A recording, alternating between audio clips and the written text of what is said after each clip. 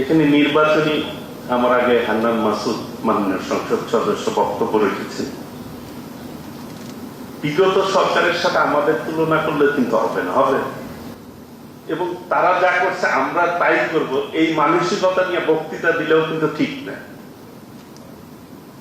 আমরা সবাই কিন্তু একটা রেজিমের বিরুদ্ধে আন্দোলন করে একটা ফ্যাসিস্ট গভর্নমেন্টের বিরুদ্ধে এখন যারা সংসদে রয়েছে বিশেষ করে সবাই কিন্তু একটা ফ্যাসিবাদের বিরুদ্ধে আন্দোলন সংগ্রাম করেছে যে এই বাংলাদেশ আমরা চাই না, আমরা বাংলাদেশের স্বার্থ রক্ষা করে পথ চলবে এইরকম বাংলাদেশ আমরা চাই সবাই।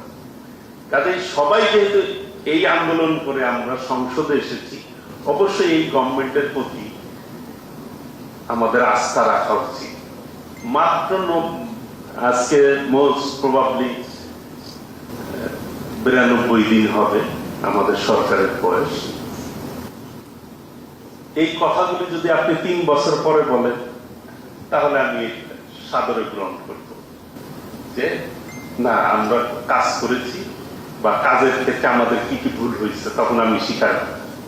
আমি তো মাত্র কাজ শুরু করেছি, ইতিমধ্যেই দেখি যে কয়টি নির্বাচনী ইশতেহারে আমরা বলেছিলাম মাননীয় প্রধানমন্ত্রী দেশনায়ক তারেক রহমান প্রত্যেকটি কিন্তু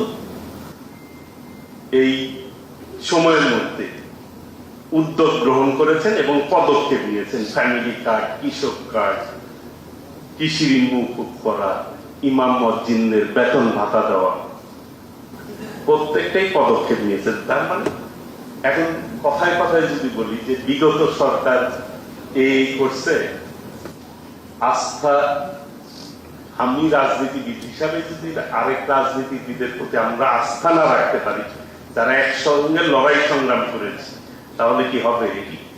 আস্থা রাখতে হবে আমি কি করছি, সরকার কি করছে, পদক্ষেপ ঠিক আছে কিনা। ইতিমধ্যে খাল খনন কর্মসূচি গ্রহণ করা হয়েছে। আমি গত কয়েকদিন আগে দেখলাম 11 দলীয় জোটের রাজশাহীতে একটা মিটিং করছে।